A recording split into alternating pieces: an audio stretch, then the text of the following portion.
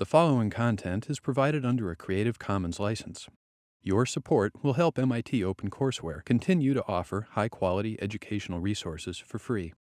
To make a donation or view additional materials from hundreds of MIT courses, visit MIT OpenCourseware at ocw.mit.edu.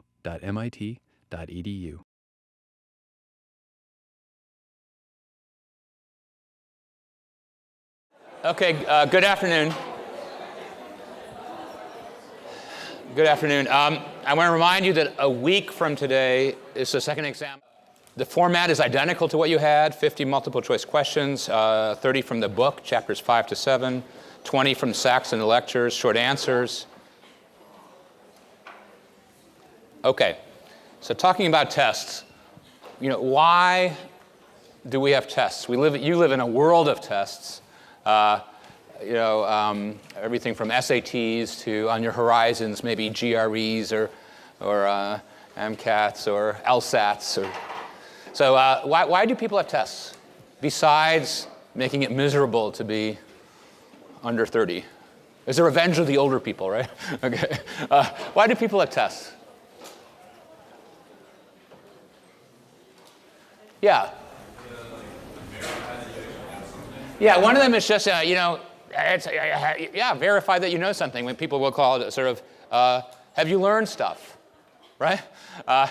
And the test is meant to be an estimate of what have you learned. But a second form of testing that's what people sometimes will call high-stakes tests in a slightly different way are ones about selection and prediction, which sometimes involve achievement or aptitude, things like SATs or GREs, right? So achievements are meant to be estimates of what you know, how much math, advanced placement tests, how much math you know or physics content in a given area, and sort of a broader sense of aptitude, SATs or GREs.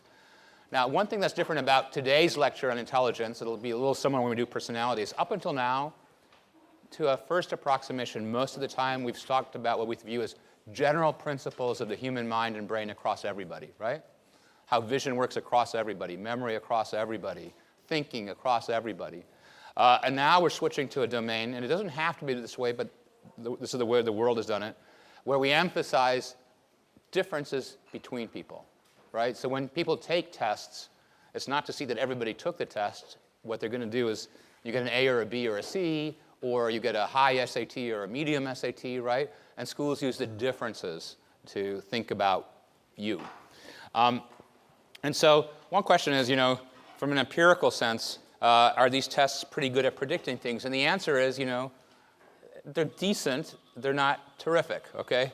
So the tests survive like SATs or GREs because there's correlations between these kinds of tests before you get to graduate school, for example, and how faculty rate students or how productive people are in terms of research as a graduate student in this case, or the GPAs or things like that. So, and the correlations are about 0.3 to 0.4. To give you an intuitive sense, the correlation is between sex and height, whether you're a man or a woman, and height is about 0.4. So, of course, lots of women are taller than lots of men. On average, men are taller than women. It's a 0.4 correlation. So, this is in that range, right? Okay. So, tests are pretty good predictors. Everybody says that for things like predicting college performance or graduate school performance, the combination of tests and grades are better. The difference is grades take a lot of years to produce. Tests are one traumatic outing, right? Tests are just a part of our life in selection processes. So now, what is intelligence? And it's a loaded word, right? I mean, memory is kind of a neutral word. Attention is a neutral word. Intelligence is a loaded word. I mean, nobody wants to be low on intelligence, right? Psychologists have come out of this way, but it's kind of funny because there's not going to be a really deep definition. Maybe it's a lot of different things and how they average up or something like that. But people have said, well, it's something about the ability to solve problems, to understand and learn complex material, to adapt to the environment, mental quickness. Those are all senses you might have of something that you think of as intelligence in a person. But whether they're one thing, many things, it's very hard to pull that out, and we don't know too much about that really. And I also want to remind you of something we talked about, but it's especially important in this field. we talked about an experiment versus correlations. An experiment, you have to have a dependent measure, something you measure, but critically and uniquely, you have an independent variable, something that you vary. That's what makes a study an experiment as opposed to correlation. So studies of intelligence of every kind are almost always correlational and almost never experimental. That means they're always subject to lots of interpretation and many factors in the world. And that's very important to keep in mind. So it's, and again, they tend to focus on variation in people rather than what is intelligence itself. And again, here's another correlation of height and weight. That has that's a stronger correlation, right? So where did intelligence start with? It's a fascinating story. And by the way, let me tell you the SAT story on the sidebar for a moment. So SATs, nowadays, some people get ready a lot for SATs by courses you take and things like that. I read about that, okay? When I took it, people weren't that organized. But getting into college wasn't that competitive. And the original goals of SATs was what? Do you know? It's really interesting, because it ends up being things that they say, well, because people who are maybe under more supported circumstances, more financially advantageous circumstances, get more help to get ready for the SAT, those things might amplify SAT differences in a way that's not really about the person to start with. The original goal of the SATs was to have a national test that was fair for everybody, so that schools like Harvard, for example, that tended to admit the same kind of students from the same small set of schools in the Northeast. So now we have a test for everybody across the country, and we can admit people on their merit rather than on small social connectivity networks. Does that make sense? Okay? And yet, SATs are now viewed as a suspicious tool in that regard. It was originally meant to be democratizing, saying everybody in the country takes the same test. It's not whether you have a connection through a network to our university. IQs have the same story. For good reasons, and we'll talk about that, IQ tests and interpretations of IQ are often sort of don't have a good history, but the original goal was pretty reasonable. So in France in 1904, they began universal elementary education, that every child goes to class. And Albert Binet, a physician, wanted an objective way to identify children who needed extra help. Perfectly good idea. Child comes to school, some children are ready to go, some children need a lot of extra help because they have a difficulty.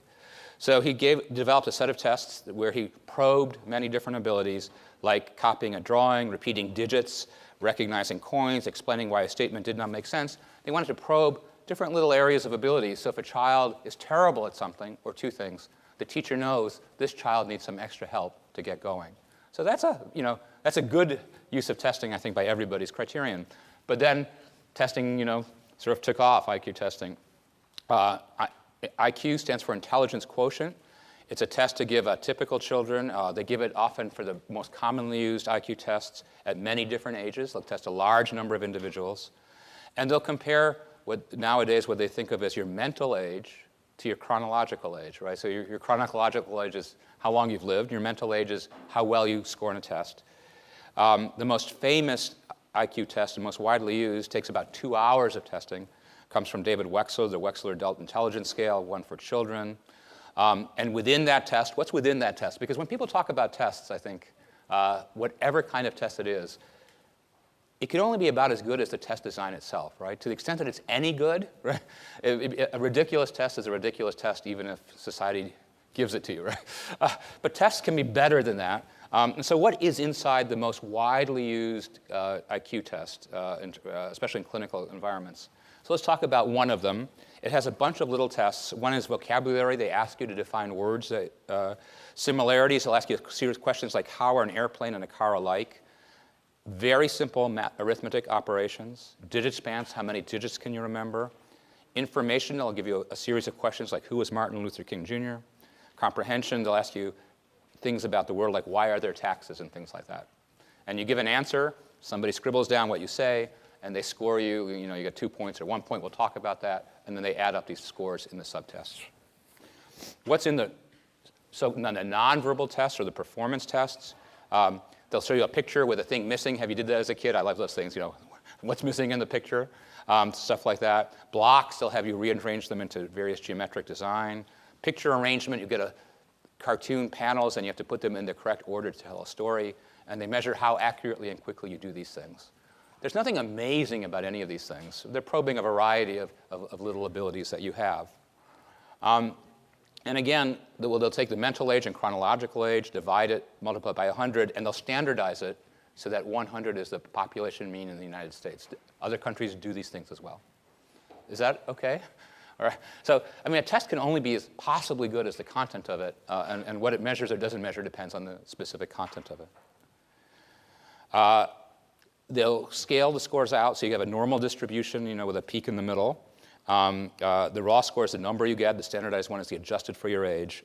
And it's a pretty important concept because we'll come back to this in a moment, right? The raw score is your actual score, but then they adjust it for your age, right? Because you don't expect a 5-year-old to do as well as a 15-year-old to do as well as, peak 18 to 23-year-olds, okay? And then bad things happen as you get older. I'll tell you a bit about that too. 2/3 of the people are plus or minus 1 standard deviation. They set it for that. More than 2 standard deviations up or down are about 5% on either end of the distribution of scores. And they norm it by age. Again, you don't expect a 6-year-old to do something. But you get some funny things. Not that you have to worry about this in detail, but it gives you a sense. So imagine you're a 5-year-old, and you take the test on the last day you're a 5-year-old. Or imagine you have your birthday today, and you're 6 years old.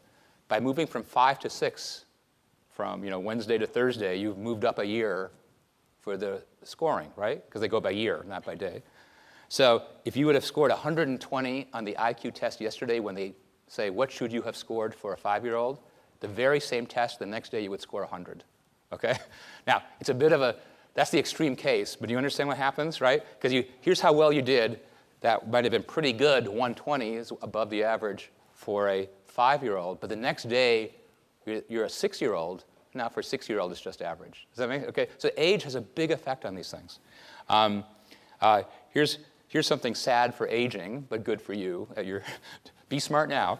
A 40-year-old who scores average would be a 40-year-old undergrad, right? If I score like you, no, let me rephrase this. If you were compared to a 40-year-old, you would have a 100 IQ. You would have a 230 IQ because age knocks down the score as well. Okay, so things go up and then things go down. Okay.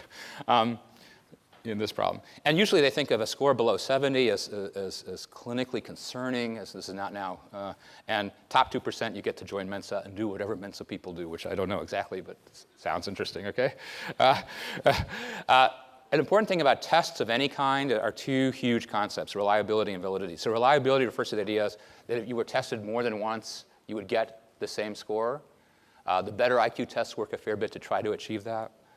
Validity is the deeper question, does a test validly measure what it's supposed to measure? So if we had you flip a coin and said that's your IQ, you'd say, that's ridiculous, it's not a valid test, right? We could measure your height. That would be an extremely reliable measure. You're the same height today as tomorrow if we did a decent job. That wouldn't be a valid measure of anything about any mental ability, never mind something like intelligence. So those are 2 important concepts in testing, but very different. Now, why do people think IQ tests are interesting besides just this weird curiosity about intelligence? Because IQ tests correlate with GPA in high school and college, job success, salary, stable marriages, staying out of jail, and how long you live. Right? Again, it's a correlation. It could be many different things. A thing I want to talk you out of is the idea that if you have, a 200 IQ today, you've got something stored up that will fend off disease, right? It's not that necessarily. It's that there's lots of things in your life that got you to that score, and all those things are likely to persist in your life. Good health, supportive education, interest maybe in taking on challenging tasks. You had those before, you had them while you took the test, you continue to have them after. Another way to think about it, though, which is both a plus and a minus, depending on how you look at it, IQ scores account for approximately 25% of the variation on these things. So that's not huge. That means there's many, many, many other factors besides whatever IQ is capturing. But it's about as big a chunk as you can get for a couple hours of testing. And we know that other things like personality variation, education, culture, all those things blend in how a person will do on IQ, on all these outcomes. So I'm going to go back and forth, because on the one hand I'm going to say there's a lot of stuff besides IQ, but IQ has some interestingness, otherwise nobody would talk about it and it would just disappear from the world. So on average, what does 15 IQ points mean? So on average, a person with 100 IQ in the US will go to high school in a year or two in a community college. On average. These are averages over a huge variety of people. Get 15 more IQ points, and on average, you're likely to finish college and have a white-collar job. Have 15 fewer points, and you're not likely to complete high school, and you'd have to have a job that doesn't require education background. So 15 points on averages correlate with things. Here's another one, because we're all, we're going to come, everybody in the end is a little bit curious in your own life how much of what you're good at or not good at, or any of us, comes from our genes, from our environment. Where does that come from? What are the things that support us or limit us? So here's one study that took women from the same family. So they're all sisters from the same family. Okay? They're trying to control a little bit of the genetics, because it's shared genes within the family. They're not twins, and definitely shared environment. They're in the same household. So it's okay. And within those families, they look at the IQ score. So here's the average group, above average, well above average, a little below average, a lot below average. And they say that in these women, all coming from the same households, here's their average income, and here's the average rate of illegitimate births, which is one measure that people think is kind of a social, on average, not a desired outcome to have a child without a family supporting. That's not going to help a person succeed in the world to be a single mother. And so you can see, the salary pretty much moves with the IQ on average, and the rate of illegitimate births pretty much moves with that too.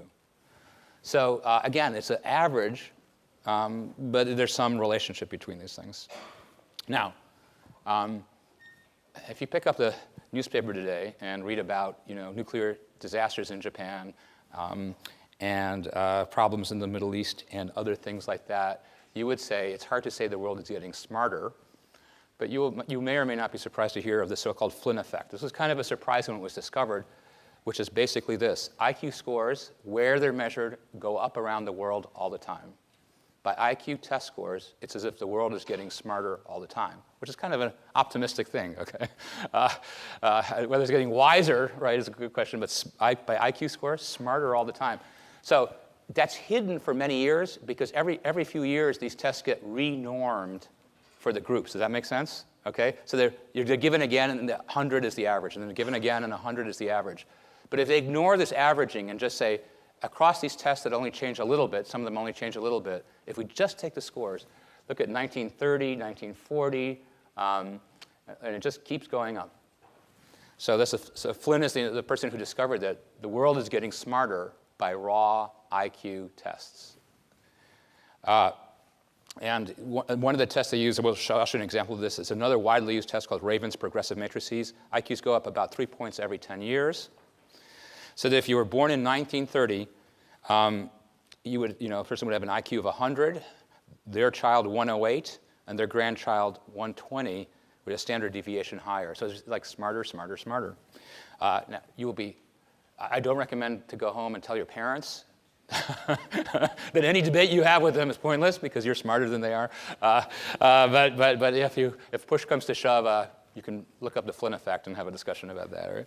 Right? Somebody who has an IQ today, let's flip it around. The grandparent would, if you have 100, your grandparent would have an IQ of 82.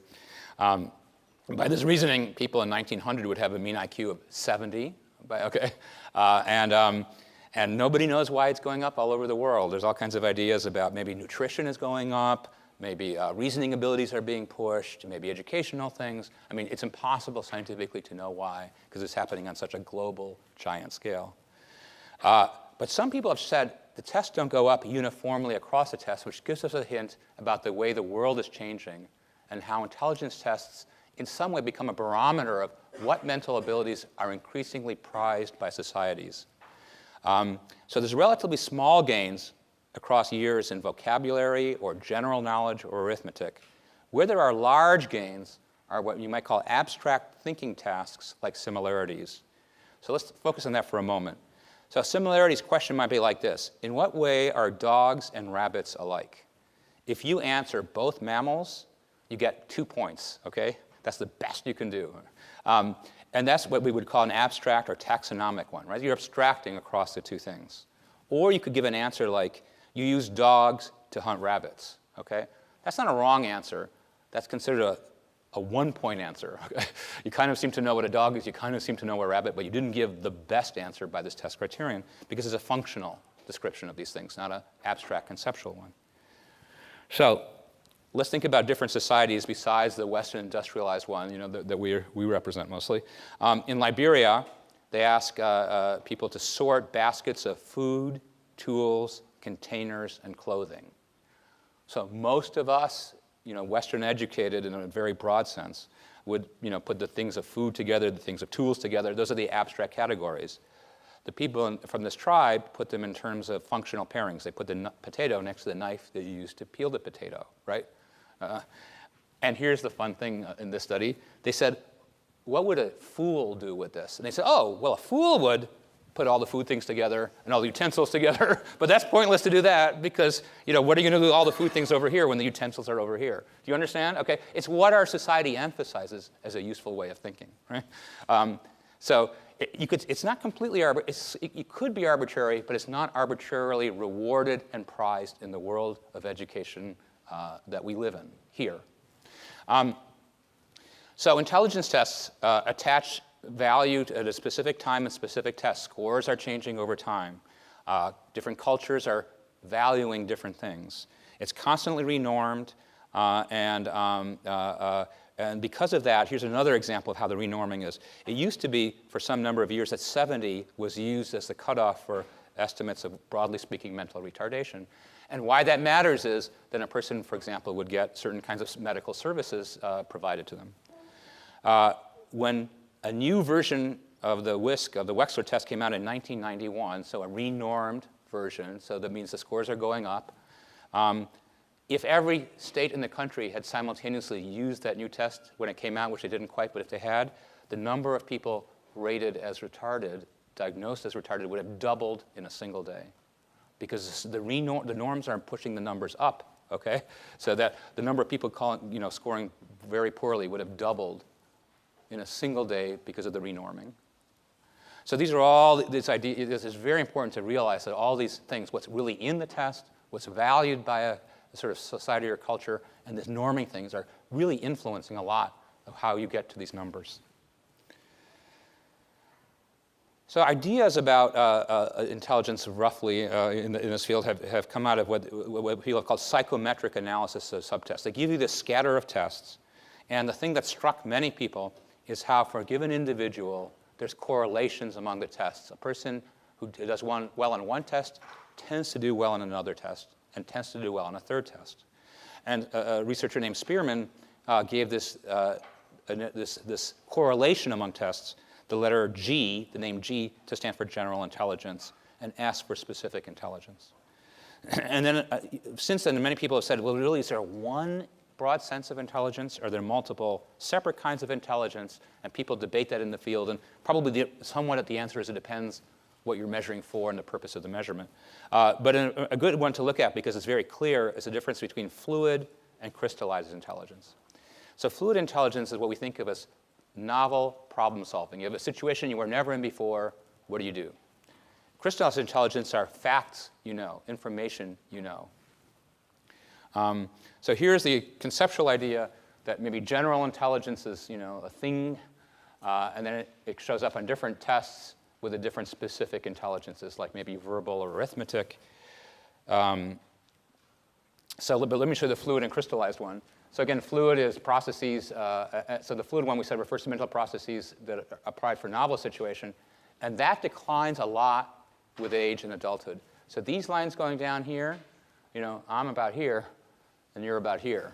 Who should be grading who in this course, you might ask, okay? All right. And the only reason that I get to grade you is because these lines keep going up here. This is how many facts you know, all right? So the plus of living longer is that you get to know more stuff. The risk of living longer is you don't use it as flexibly under novel situations, all right? So a pretty strong distinction, at least with aging, between fluid, so-called fluid intelligence and crystallized intelligence. Here's another study of exactly the same thing. It's a striking ski slope of decline in fluid intelligence. Look at this. From 20 to 80, it just goes down relentlessly. But But when it comes to crystallized intelligence, things like vocabulary, that kind of hangs in there. Up until you have some big health problem. So at least those two kind of seem to have a different basis. And people have thought about different ways to think about intelligence, and I'll just tell you that in general you get positive correlations among the tests, and so often people think about this general intelligence, the correlation among the tests as a best single predictor. Okay, now there's lots of responses to ideas about intelligence. One of them is the study of emotional intelligence. Peter Salovey is the researcher most involved in that. You know, and we know this in everyday life, right? We know smart people, what we might call book smart people, who who seem unwise in how they relate to people, right? How they perceive emotions, how they facilitate with thought with emotion, how they understand or manage their emotions, how they relate to other people. And so, it's common sense to think of that as something that varies across people. It's very hard to measure that. I mean, part of the tyranny of tests is what can be measured gets measured. What's hard to measure is hard to measure, right? It's very hard to measure in a laboratory in an hour a person's emotional intelligence. People have tried. It's just hard to do. Here's another area that's gotten a lot of attention from Howard Gardner at Harvard, kind of fighting back against this idea of a single form of intelligence as captured by G, the idea of multiple intelligences, and looking at things that dissociations in patients, development, that we can talk about linguistic intelligence, spatial intelligence, music intelligence, bodily intelligence. Great athletes have great bodily intelligence, intrapersonal or interpersonal, that's kind of like emotional, existential, okay. So he said there's all these different kinds of intelligence. And each person is a profile of these. You can be really strong in one, and medium in another, and not so strong in another. The problem with this whole approach is, yes, it's true that people have a huge variety of facets of their humanity. This whole course, I feel like every lecture we do, we just turn a person a little bit to study another facet of their humanity, right? But it's hard as heck to measure, interpersonal intelligence or naturalistic intelligence. Now, maybe somebody will figure out how to do that. It's just hard to measure those things, even if it feels like something conceptually that's there. And so it's been hard. So this idea, which has had a lot of resonance to people not liking very simple-minded ideas of intelligence, very unitary ones, it's still not gained much traction in practical use. So let me talk a bit about some of the things that people said, well, if we talk about this intelligence, what might be some mental mechanisms or neural mechanisms that support or underlie it? So some things that go with it are mental speed. And you know this, right? Kind of quickness of thought. Okay, not even big thoughts, just quickness feels like it helps a person solve problems. So, for example, there's a moderately high correlation between IQ, complicated tests of all those tests, and how quickly you push a button when the light comes on. Now, we never say, wow, Sally or Fred is really smart. They can push a button when the light comes on really fast. Let's go to them and get the answers for the problem set, okay? Because it doesn't seem, but that would go with the idea that simply being fast is kind of a useful thing for acting on the world. Or how quickly people decide whether two lines are the same length or different length. Very simple thing, just speed. And another idea is working memory capacity, how much information you can hold in your head at any one time that's relevant to the problem or task in front of you. So people have tried to explore these in certain ways, and I'm going to talk to you about a couple of brain studies that have tried to look at this. So again, we talked last time about frontal cortex and different parts of it, and especially that the dorsolateral prefrontal cortex is involved in thinking. And so people have taken tasks and said, what happens when you think about them? So here's one easy item on the so-called Cattell culture fair test. So, which of these things goes into here? There's harder ones, okay? So you can, okay. Or here's a slightly adapted version of the Raven's progressive matrices. I'll let you think about that for a moment. I don't remember, which is, so you're told here's some rows and columns. One of these 8 answers logically fits in here, and it's your job to figure out which one. Let's see. How do we like? 3. I like 3 too, yeah. Does that 3 seem okay? Okay. All right. Okay, and they get, this is a medium hard item on this kind of a test. And then they do these kind of map of results, and they say, this is what's fun about the Ravens test, the item you just saw, which is they sort of look at lots of other tests, so specifically spatial tests, specifically verbal tests, specifically math tests.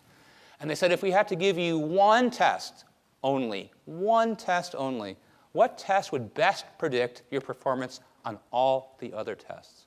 And the answer is Ravens or IQ tests like that.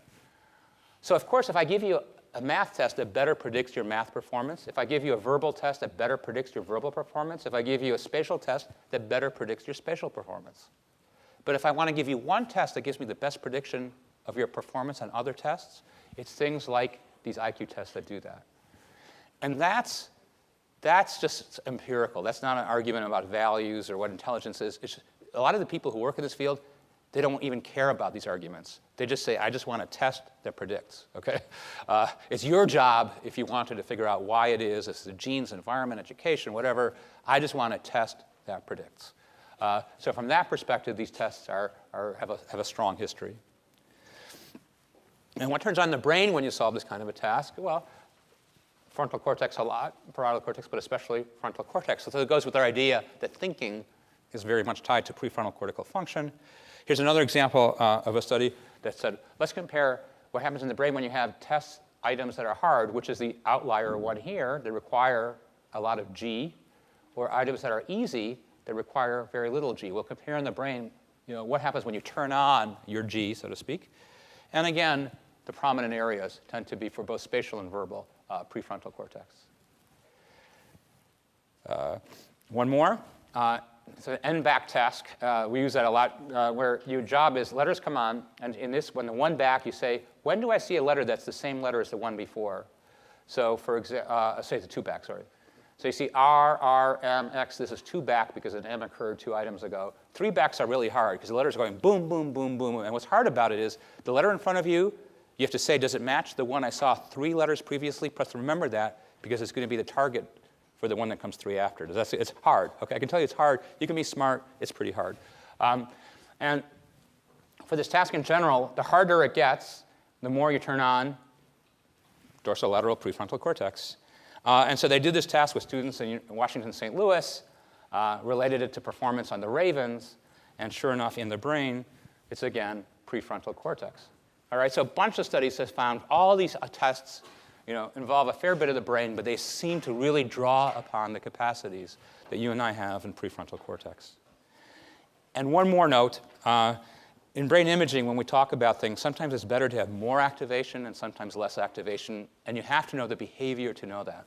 So whenever you see somebody saying, oh, this person, this group, or whatever had more brain activity or less brain activity, you don't know until you know the rest of the behavior whether more is good or bad. Sometimes when people get really good at something, they use less of their brain because they can do it so efficiently, okay?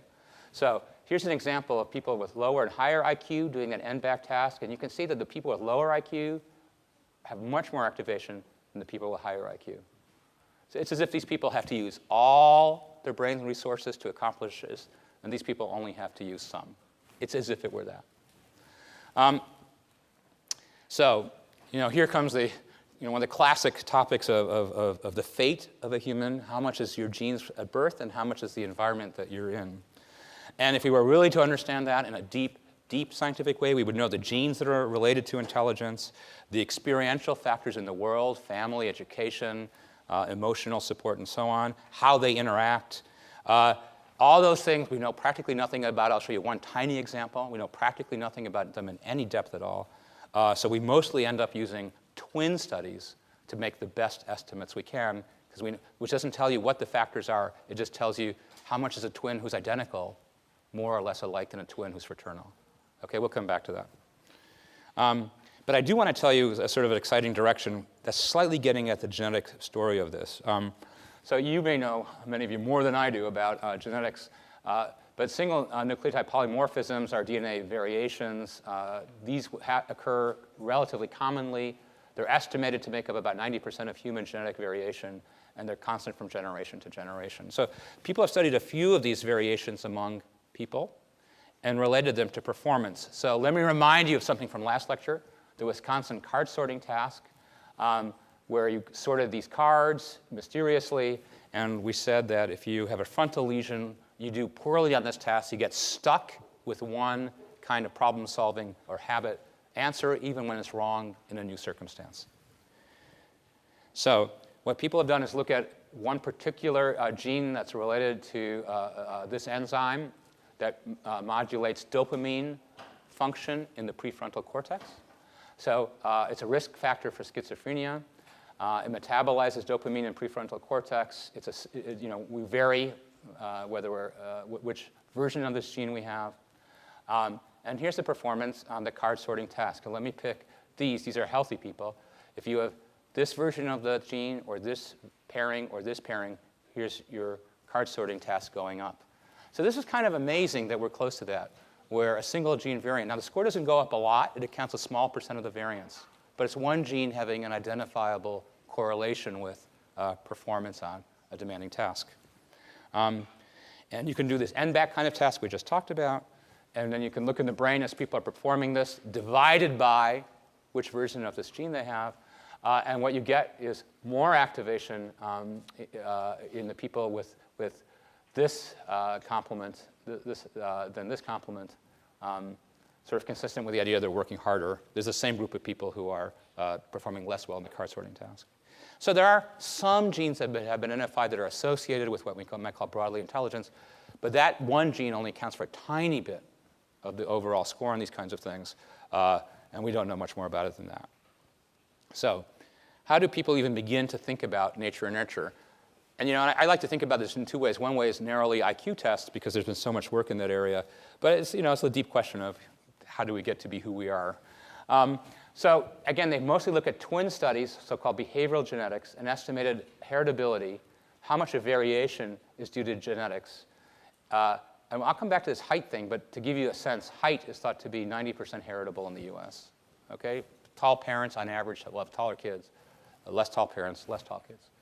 And in twin studies, they contrast monozygotic twins, twins that are identical or have the same genes, with dizygotic ones who share some genes, but not nearly as many. Of course, they share the same environment a lot. Have you guys seen the two twins talking to each other video on YouTube? It's all if you haven't seen it, it's kind of fun. The two twins are babbling, but they're so demonstrative. It's as if they were talking to each other in babble, right? It's kind of fun if you haven't seen it. It's very cute. OK.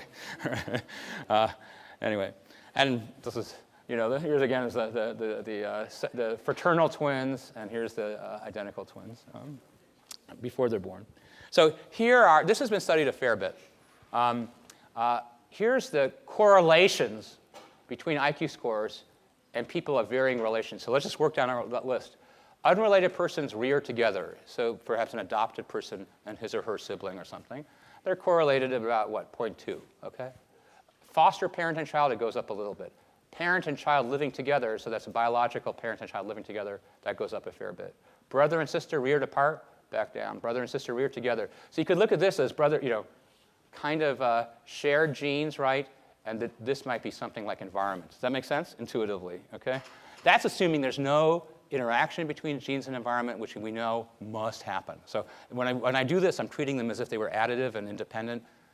Everything we know about genes and the environment is tremendously interactive, OK? We just don't have insight into that in any deep way in humans. Here's a really stunning one. Identical twins reared apart, 70.7 correlation. Identical twins reared apart. That suggests a huge influence of genes. Identical twins reared together, 90.9. Okay? So this is the finding that stunned people. So look at identical twins reared apart. They're much more like each other than a brother and a sister reared together, who share all the same environment of education, parental support, and other things.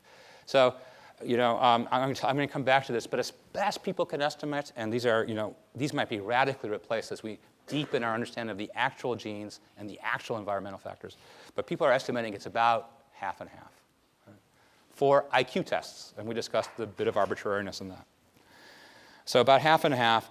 Let me show you a couple of environmental influences that have been identified.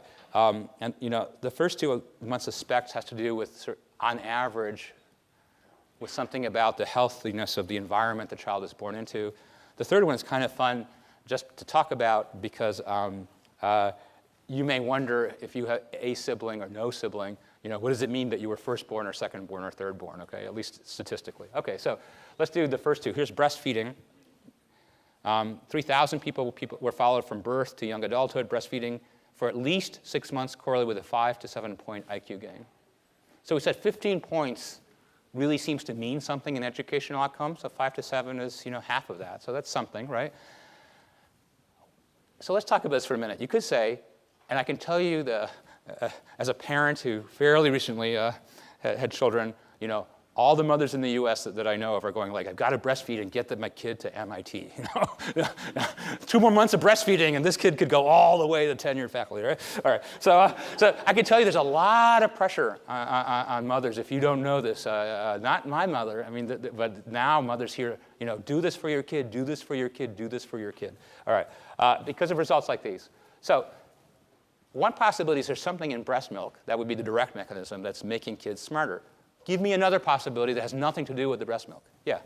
Maybe mothers who breastfeed also tend to be mothers who are more nurturing to their children. They could be more nurturing to their children in many ways. They could be mothers who can stay home and spend some time with the children versus being under very pressured economic circumstances that prohibit that, right?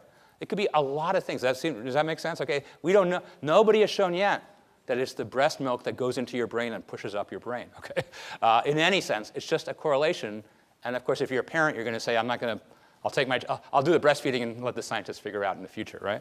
All right, here's another one. There's the birth weight. So again, you could say the same thing. Certainly, having very low birth weight is a big risk factor for lots of things. But birth weight, again, goes with many factors in the environment that are supportive for a healthy pregnancy versus not, okay? So it doesn't mean that it's the birth weight. It could be all the other things that were in the environment, during the pregnancy, at birth, and continue, on average, in the environment of that child throughout their childhood and young education. Does that make sense? Okay? If they're born in a very unsupportive medical environment, they might have a low birth weight. And unless their parents win the lottery or something, they're likely to be in a difficult environment for all their educational years to come.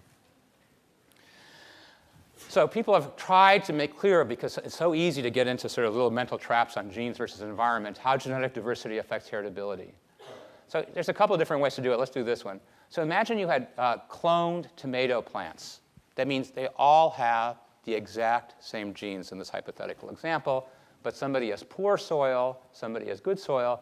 Well, you get big differences, and the heritability will be 0, right?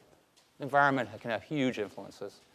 But if you have genetically diverse plants, then you're going to have an interaction. So some plants will do OK even in poor soil.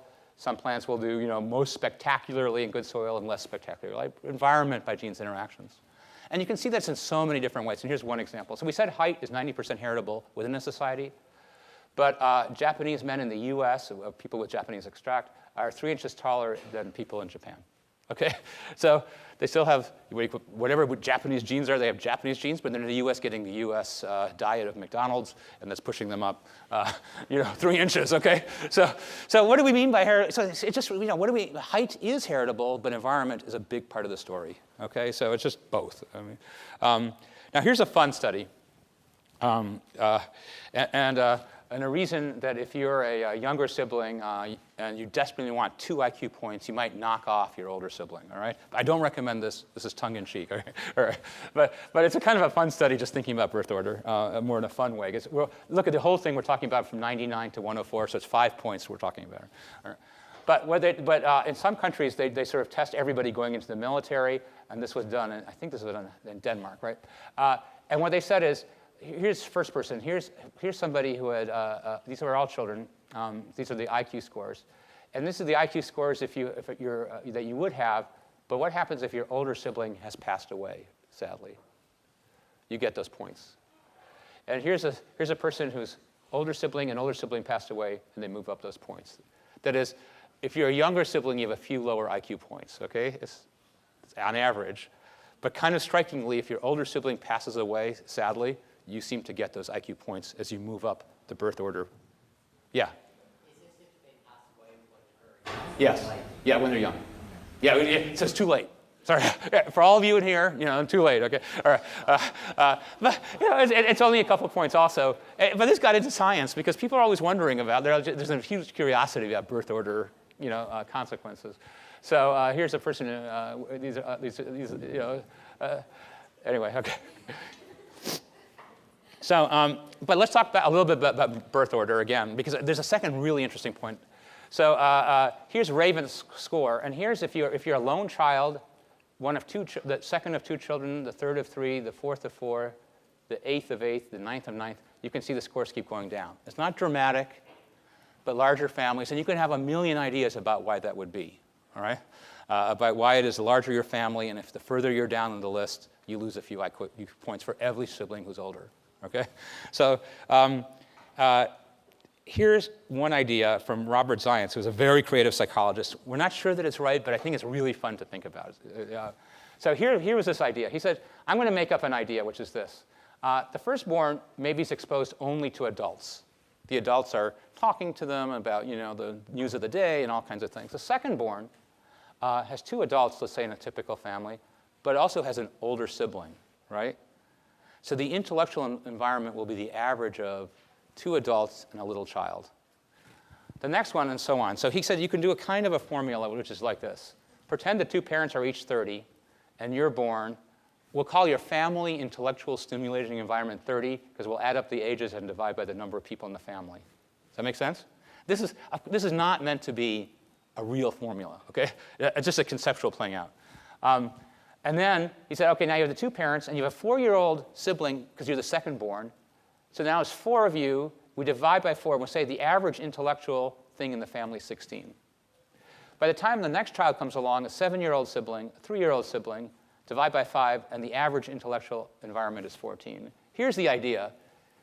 On average, it's better for a child to have lots of interaction with a parent than with a little kid, because a parent will stimulate you more than a little kid, although a little sibling might be a lot of fun, okay? But in purely IQ land, two parents talking to you about stuff is a more educational environment than two parents plus a sibling who's 2 years older than you.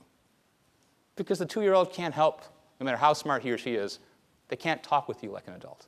This is the thought. And now, here's the really fun observation. And again, we don't really know if this is exactly right.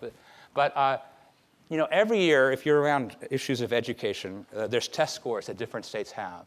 And if the test scores go up, you have taken high-stakes tests, right, in high schools and grade schools and stuff. Okay. If the test scores goes up, everybody goes, oh, re-elect us because we're awesome administration, our test scores are going up, we're doing everything right, right? If the test scores go down, they go, oh, throw the bums out of the administration, their kids are watching too much MTV, turn off that computer, and so on, right? Everybody gets the test scores and they figure out, who's good and who's bad, right? Parents, teachers, school systems, politicians, whatever. Zients says, and this is kind of an interesting thought, he says, no, he can predict whether its scores will go up or down simply by, on average in a given year, whether there are more firstborns or secondborns or thirdborns. That if he just takes that population average of every kid, the moment they're born, he can predict years later where the scores go. And so here's the scores in Iowa of the actual scores. They're going up and down. So you can imagine scores are going down. Everybody's really upset about kids who don't study and teachers who don't teach and parents who don't parent, right? Scores are going up, and the kids are awesome, the teachers are awesome, the parents are awesome, because that's who gets the credit, right? And he's saying, this is my prediction here based simply on the number, for a given birth year, the average number of older children in your family. Okay, that's it. And look how well that tracks. It's unbelievable, right? So it just makes you rethink that so often when we get information about society of what's going on, this may or not be right, or this may be right or wrong, but we don't really know what's going on. There's all kinds of huge things out there in the world that aren't the easiest things to blame or give credit to, right?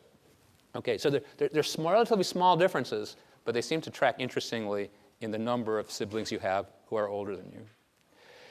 And at the same time, this idea of parental exposure to language, there's this widely cited study from Hart and Risley. So they recorded for each month for 2.5 years, a heroic recording, 1 full hour of every word spoken at home between parents and children in just 42 families, but they categorized them as high, medium, or low socioeconomically, so in terms of income and education, okay? And they're recording lots and lots of conversations verbatim. And they code and analyze every utterance in 1,300 transcripts of 30,000 pages. Right? This is what, the reason why this is not done a lot, it's not very glamorous work to do. All right? You can imagine sitting down there. But they're recording lots of conversations at home in families who are better off, medium off, or poor. And they're looking at what is the conversation like for an hour a day. And here's what they find. That variation in children's IQ and language ability is related to the amount that the parents speak to their children, and that the academic success by age 8 or 9 or 10 is related a lot to speech at 0 to 3. Now again, you think causally, because you think parents are talking to you at 0 or 3, at 9 and 10 you're doing differential equations, causally. No, the parents are talking to you a lot, 0 to 3 are talking to you at 4, 5, and 6 a lot most of the time. Okay? So these things are not like you get an injection, you're done. Many of the factors that we can measure continue on average for most people in their environment. But it's very impressive how the environment altogether influences things. By age 3, the cumulative vocabulary is 1,100 words in a professional family and as a child, 750 in a working class, and 500 in a welfare family. In welfare families, 600 words per hour, working class, 750, professionals, 2153. By age 3, the vocabulary used by children in high SES homes is larger than the vocabulary used by parents in the low SES. By age 3, larger vocabulary. This is just telling you the incredible cumulative power of strong environmental influences, because it's unbelievably multiplicative. It's every day, all day long, if you're in an environment that's supportive or an environment that's not. Okay? It's not one shot. It's every day, multiply, multiply, multiply. 300 words more per hour for professional and welfare families. Extrapolate to a year, a child in a professional family hears 11 million words versus 3 million in a welfare family. And strong correlation with IQ scores by age 9. So very huge differences in what children are exposed to at home, and they correlate highly with these IQ things. So the literature is that on average, the IQ scores that children have around 9 or 10 correlate pretty well with ones they'll have for the rest of their lives. Before that, it's extremely jumps around. We don't know why, but that's just a finding. By the time you're 9 or 10, whatever you have, on average, tends to hang in there. You know, if you're 100 at 10, you'll tend to be 100 at 20. If you're 120 at 10, you'll tend to be 120 at 20. Does that make sense? Okay, roughly. So there's been a lot of interest and evidence about whether you can change your IQ as an adult. So here's one study that got a lot of attention because it was kind of interesting in that way.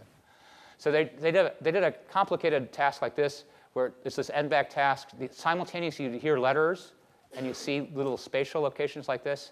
And every time something matched 2 items ago, you would push a button. So you're hearing them at the same time. And if you hear a letter that was 2 letters ago, you push a button. Or same spatial location, you push one. It's pretty hard. They took 34 adults. They trained them from 8 to 19 days, so less than a month. Skipped weekends, 25 minutes a day. So only half an hour a day. They trained on this, and then they tested them on some of these widely used IQ types of measures. Here's the performance on the task itself, getting better and better. OK, that's not surprising. And the more they practiced, the higher they got. So if you practice really hard at something, you get better at doing it. That's not the thing they were interested in. They were interested in this. Here's the IQ scores before they were trained. The IQ scores, they didn't practice the IQ test. And here's the IQ ones afterwards. This is the control group who did nothing. This is the group that did the mental practice. And you can see they pushed up their IQ scores. Not a lot, but it was only 20 minutes a day for less than a month. So these kinds of studies really intrigue people in 2 ways. And the more training you got, the more your IQ score went up, the more weeks you did this. Because maybe we could push up IQ scores if that's important to push up. This is a big decision. Even when you're an adult, what if you did more than 20 minutes a day for 3 weeks? And B, maybe we could push up everybody's IQ score who needed help in that with the right kind of training, at any age. So a lot of interest in that. So let me take a step now to sort of harder topics. Now, one of the reasons that intelligence and IQ topics have gotten appropriately lots of concern is that there's a terrible history of racism and sexism associated with IQ tests and the way people use that to argue basically inferiority of groups other than themselves. So the U.S. Immigration Act of 1924, the official government talked about biologically weak stocks At that time, they were focused their prejudice against Italians and Jews from Europe, okay? Different societies, different times, as you know, tragically have biases against different groups in the world. There's just, unfortunately, it's part of the world we live in. You know, and even though we know now with certainty that we're all almost identical genetically in any practical sense across racial groups, race remains a powerful social category, right? It's a very complicated topic. You know, the experience you've had is the experience you've had, but we know it's a social category. People identify to a certain extent with that. They recognize other people in that context. We'll come back to that later in the course, but it's a sort of a fact of life that we often think of ourselves as belonging to one racial group or another, and somebody else is belonging to one racial group or another. So I'm going to focus on one thing that's both troubled people and led to bad things, but has some interesting, important aspects to think about. So in the US, when people compare African American and European American scores, there's a gap on scores that grows over time. So in infancy, to the extent you can test these kinds of things, there's no difference. By age 4, on average, people who are European American will tend to score about 4 or 5 points higher on IQ tests. And as the age goes up, it continues to go up. There's a gap on average. There's a huge averages across many people. So we're, you know, that across time as people get older in the US. Now, we're strongly believe, for many, many reasons, empirically, that this is an environmental influence. And here's one example of many pieces of evidence.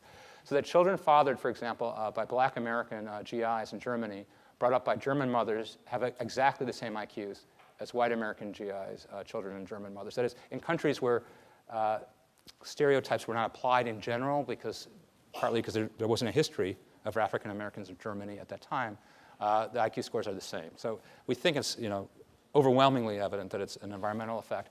But in the US, you know, there's a lot of relationship between, on average, across the entire country, on average, between what group you're in and average income. So here's the average income a few years ago, depending on which group you identified yourself as belonging to. So we talked earlier about the relationship between economic comfort or stability or support and things like the number of words a parent can speak to or has time to speak to their child, and how that seems to correlate with all kinds of advantages. So here's an incredibly powerful and important idea. Claude Steele is a researcher at Stanford who I knew, who's played a big part in this. And here's the idea. So this is called stereotype threat. It applies to all of us, but in some ways, depending on the world we live in, you know, some of us can be more vulnerable than others in certain situations. Here's the idea. So let me tell you the experiment and then the interpretation. The experiment is that he'll bring people in and give Claude or his students, black and white participants, college students, and they say it's a laboratory experiment, and they give them something like an SAT test. And the groups perform just the same, okay? Stanford students, black and white, perform just the same.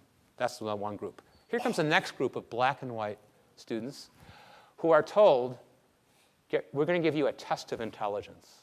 Now look what happens. The scores of African Americans go down. And it doesn't even have to be the phrase test of intelligence. You can have people just tick off on a front page what racial group they belong to, and you get almost the same effect. So what is this? This is understood as stereotype vulnerability. That is, tragically in the US, there's a stereotype that African Americans are not as good academically as white Americans. It's a pernicious stereotype. It's one we can decry morally and say it's a bad thing, but it's out there.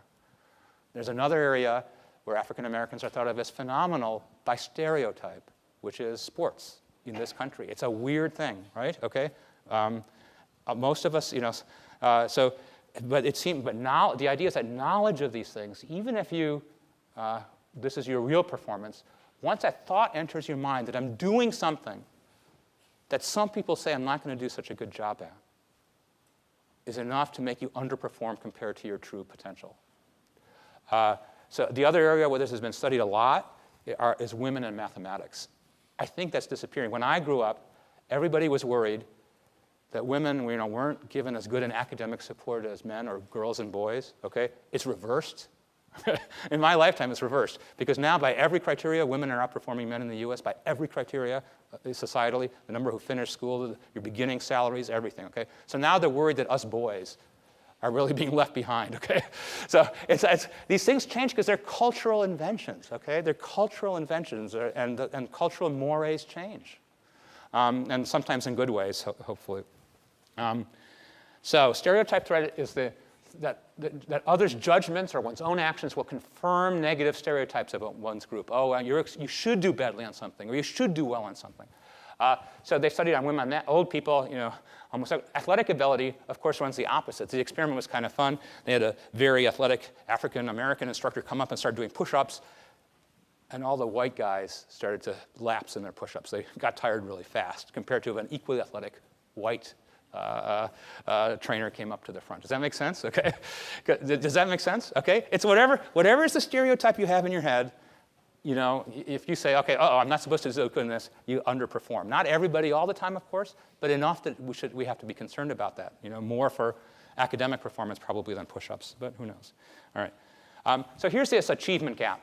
So here, there's different scores between, again, at age 13, between whites and blacks in the United States, which we know shouldn't be there. Many factors are in it. Huge variation among people, of course. These are huge averages, but one that everybody wants to get rid of in a just society where everybody has an equal opportunity.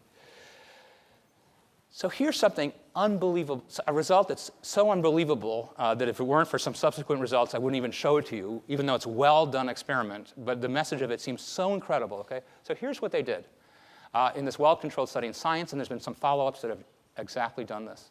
So they took African-American students and white students, and they had them take these various tests. But some of them at the beginning of the year wrote an affirmation. They had to choose a value from a list and write an in-class essay about why the chosen value is important to you. The controls chose a value from the same list and wrote an essay about why the value might be important for somebody else. You're writing a one-time essay about why something matters to you or matters to somebody else. So obviously what matters to you is more powerful for you, right? And by just doing that, there's a 40% reduction in the African-American students in the study in their achievement graph. Their scores went up 40% because they wrote one essay at the beginning of the year about why values are important to them and related to education. One essay did that, okay? Unbelievable. And just a reminder about how much one's attitude incredibly influences your performance. You have a range of things you can do, and what gets you to the top of your range that's in you or the bottom of your range has a lot to do with attitudes that can be moved around by a lot of things. One essay overcame a tremendous amount of the concerns that on average African-American students have about academic achievement. And it's not just that. So, in this course, you only get a couple of tips of things that are useful to you for courses. Here's one. Okay, it's the same principle, but it seems to apply for everybody, especially, okay. So here's the experiment, also published in Science. It's really cool. So they brought in students, and they said, look, students often are worried about how they're going to do in a test, especially if it's an area you think you're not so good in, okay. So they had them take a test on Gauss's modular arithmetic. Here's the pretest. Everybody did about the same. Then they said, OK, now they have to create pressure. Because, of course, if you take a test in an experiment, that's not pressured, right?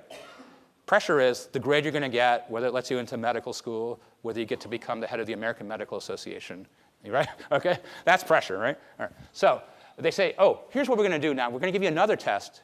Everybody's scoring about the same. But you can make a fair bit of money with a partner who's down the hall. We should tell you that partner has already done a really good job on the second version of the test. So if you don't do well, you don't get money, and the partner down the hall doesn't get your money. Okay? If you do well on the second test you're about to take now, then everybody wins. So they're trying to make you feel pressured. Oh, man, I want to win the money. Plus, there's a guy down the hall who already did well, and I'm going to let us down. Right? They're trying to make you feel as pressured as you might, as much as they can in an experiment, like you do in a regular test in a regular course. Okay? So they're trying to create pressure and anxiety. Okay? And then for 10 minutes, the controls just sit there and think about it. Oh, I hope I don't mess up now. The pressure's on. If I don't meet the person, if I don't do a good job down the hall, right? Okay. An expressive group wrote an essay for 10 minutes about their thoughts and feelings. I wrote this. This is a huge mistake. This should be better. Okay. I'll fix it up. Better, better, better. And they did unrelated writing. So here's what happens. The group that just sat there did nothing. Their performance doesn't, let me get this right. The performance that wrote the expressive writing, their score goes up. Everybody else's scores go down. Because here, here's their beginning. Now they get pressured, and they perform less well, right? The pressure is, they're choking. Okay? The group that wrote the essay, their performance stays up. And it's kind of ironic because a theme of comedy is frequently when they tell you, whatever you do, don't tell somebody X, and then by mistake you tell X. Have you seen that in a comedy show? Okay, all right. So you could have thought, well, writing an essay about my thoughts and feelings about how much anxiety and pressure I feel is like the worst thing you can do. It's like, I don't want to face it, I'd rather clear my mind, right? But it turns out that when people write this little essay about their thoughts and feelings about their anxiety, their scores rise, and if they don't write that kind of an essay, the scores fall because you've introduced here the stress and anxiety that we think is a part of regular testing. Does that make sense? I'll fix the slide. I'm sorry about the typo. All right? Is that okay? So I'm always a little afraid to give you advice because if somebody will write an essay, do bad on the physics test, and say, oh, this is terrible. I would have gotten an A. But it seems like writing a little essay about your thoughts and feelings actually pushes scores up. I mean, that's the scientific evidence. Right?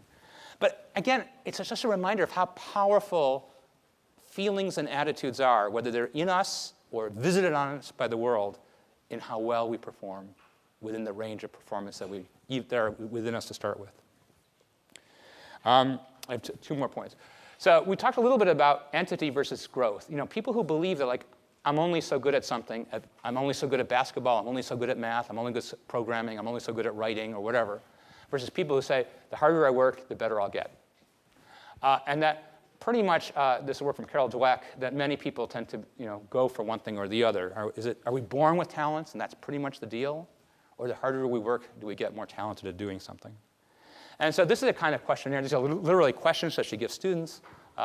You have a certain amount of intelligence and you really can't change it. I strongly agree. That's this trait model. Or I disagree. The harder I work, the smarter I can be. And what she did, for example, is give that kind of questionnaire to students and then follow them in their performance on a math course. Here's the ones who believe they could get better. Here's the ones who said they only have so much math ability and intelligence. And look at the ones who thought they could get better, got better. So that seems like a really good thing to have, is also not only the positive attitude, but a real belief that the harder the work, the smarter you'll get. Let's see. All right, last two slides. So finally, and we've had a couple of them, but almost none, a longitudinal random assignment study, okay, which doesn't sound hugely exciting, but that's the best science we can ever do. Randomly assign people to things, and then follow them over time to understand how life works. So one of the famous studies is, which is for this Perry preschool. So it followed into adulthood 123 children from low SES environments in Michigan. And they were randomly divided. And there's no randomness, right, in life, mostly. Right? You're not randomly given genes. You're not randomly put into a household. It's always, things are super correlated with each other. And it's very hard to tease them apart. But here they took kids who were from poor families and put them randomly into two groups. One group is a program group who received high-quality active learning preschool program and home visits to be supportive as well. So they got help at home and help in preschool. And a no program group who didn't get any of these. I can tell you that when you do random assignment studies in real life like this, some people argue, I don't agree with this, that it's unethical because you should help everybody all the time. But if you don't do this, you never figure out what helps people. Okay, it's a little bit of a circuit. You can't figure out what really helps people. Okay, so anyway, and then in a really rare thing, so it's random assignment. They follow them ages 3 to 11, 14 to 15, 19, 27, and 40. Okay, like they follow you through most of your childhood and adult life. So what happens? Here's their IQ scores. Here's the program people in red and the no program people in blue. And you can see that for a few years, they separate by IQ, but by age 7, they're pretty much the same. And when these kind of data came out, because now, of course, after the preschool, they go back to their regular local schools, pretty much the same schools, okay? So people said, after that, they said, well, the Head Start is a kind of a program to help kids who are poor get a head start in education and support. It's no good. It doesn't do anything. Because once they get back into schools that are not very supportive, the benefits of the program disappear. You didn't do anything for the kid because unless you fix everything in their lives, that 1 year just doesn't make a difference in the long run, okay? So everybody said Head Start programs are just, sadly, a waste of resources because they don't do anything for these children over the longer term. But here's the remarkable thing. They kept following these kids, and here's what they found. For example, in the number of arrests, 36 had 5 or more arrests in the program group, but but all the way up to 55 for the no program group. That's a big difference. How often you're arrested. That's a big outcome in life, right? Earning 20,000 or more at age 40, program group 60%, no program group 40%. Completed high school, 45 to 65, 20% increase in completion of high school from 1 year of help before kindergarten. Basic achievement at age 14, way up. Homework, willingness to do homework, way up, okay? So what that's telling us is, IQ is a pretty interesting thing, and we've talked a lot about it. It is an interesting thing.